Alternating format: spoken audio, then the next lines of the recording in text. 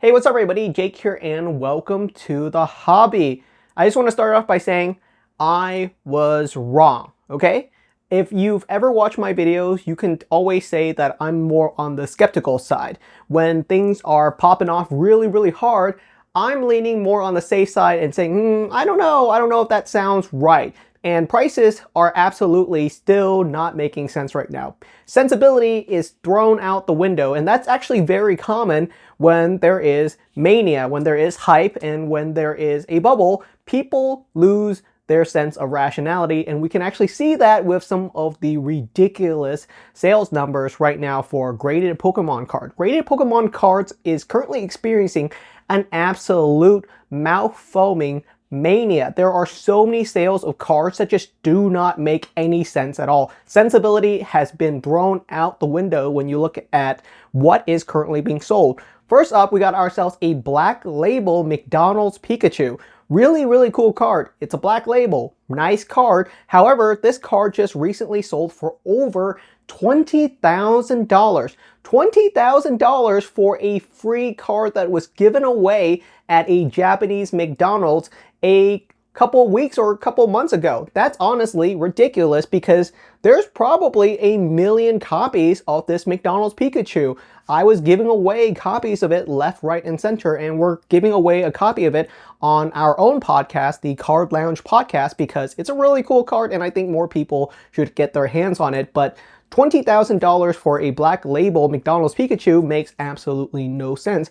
And people are treating graded cards as if they are treasures, holy grails, and they're only going to go up in value, and it doesn't really make any sense. Some cards that just don't make sense in a PSA 10 for being the prices that they are includes the obvious one, which is the Celebrations Pikachu. Really cool card, but does it deserve to be a $600 to $800 PSA 10?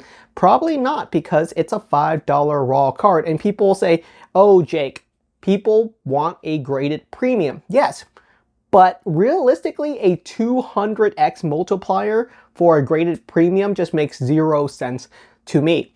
Another card that is making huge headlines is the Celebrations Mew. Again, from Celebrations, 30th anniversary is just around the corner. Of course, everyone is hyping it up. And it's no surprise, but cards from the previous anniversary set Celebrations are starting to pop off. And one of those is the common holo rare Mew from the set that is readily pullable in 10 booster packs. If you open up 10 booster packs, you get yourself multiple copies of holo rare legendary Pokemon inside of every single pack. I think you get 2 per pack. So after 10 booster packs, you're probably going to pull yourself at least one of these common Mew cards. And these are readily available. I gave away a ton of this exact Mew card for my holiday giveaway, I think 2 years ago. And a recent copy of it was sold, or in fact, multiple copies of it are currently going for right around between $500 to $700 in a PSA 10. Again, a massive 200 or 300x multiplier for a graded copy of a card that is $2 or $3 is absolutely absurd. And I started off this video by saying I was wrong. And what I mean by that is I was wrong when I talked about the top of the market. And now I'm at least smart enough to say I would never predict the top of the market. But I honestly thought the top of the market might have come a little bit sooner. But realistically, we are nowhere near the top of the market. This bubble is really just beginning to rise. And that sounds so absurd because if you look at the prices on cards over the past couple months, they've risen so fast and so rapidly, and so many cards are so much more expensive than where they were 6 to 12 months ago. How much higher can the bubble really expand? And by the looks of it, everyone knows we're in a bubble, but it just so happens that the bubble is nowhere near the top. If you're expecting things to pop in the next couple of weeks, I don't think that's going to happen anytime soon. The mainstream media is just now starting to pick up the Pokemon hype. If you tune into Channel News 4 or Fox at 11 or Wall Street Journal or all these news media outlet, they are just now starting to really cover Pokemon card mania or Pokemon card collecting again, and talking about how this is the area that tech gurus and investor bros are jumping into. And that is all true. A lot more money is flowing into Pokemon card collecting, people with Silicon Valley level of money, millionaires that could just throw thousands of dollars at random slabs just because they feel like it. Someone just bought out the Umbreon VMAX on TCG Player just because they could. They probably spent 30 or 40 or 50 grand on it. And to them, that might not have been a big deal to just pick up, 30 or 40 Umbreons to grade their own copies or something of that nature. Someone out there has that kind of money. People with way deeper pockets than you or I in absurd levels. And they are just now starting to collect Pokemon cards. And that's why I think we're nowhere near the top of the bubble. I'm not someone that will ever talk about, hey, this is the period when things pop or something like that. It's really, really hard to time the market. I say it's never a good idea to try to time the market. You should just collect what you like. And a lot of it, you'll just stumble into good accidents is usually what's the case. You really shouldn't try to time the market. And what that means is sometimes people ask me, hey Jake, is now a good time to buy this card? And the answer really is, it depends. Do you have the money for it? Do you want it inside of your collection? What do you plan on doing with it? And if your goal is, hey, I'm gonna buy this card and I don't plan on selling it anytime soon, I just want it to be a part of your collection.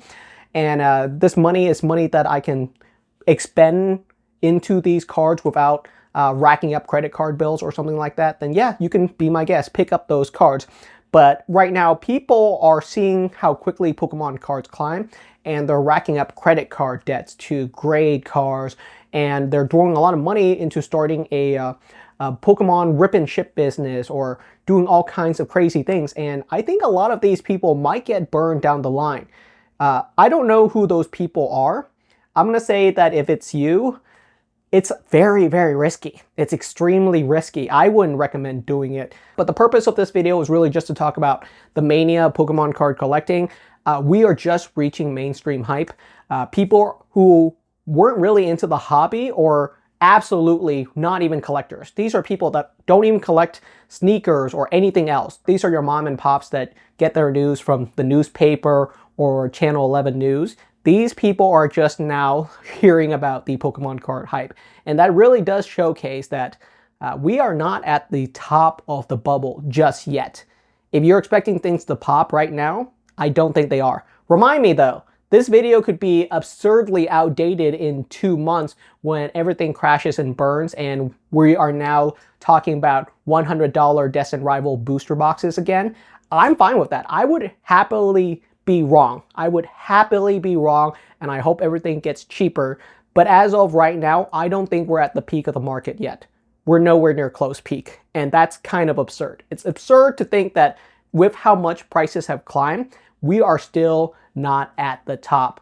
Let me know what your thoughts are. This is just kind of a crazy revelation to me because I didn't think things could get any more expensive, but I don't think we've reached peak Pokemon card hype yet. So let me know what your thoughts are. Thank you so much for watching, and I'll see you guys next time.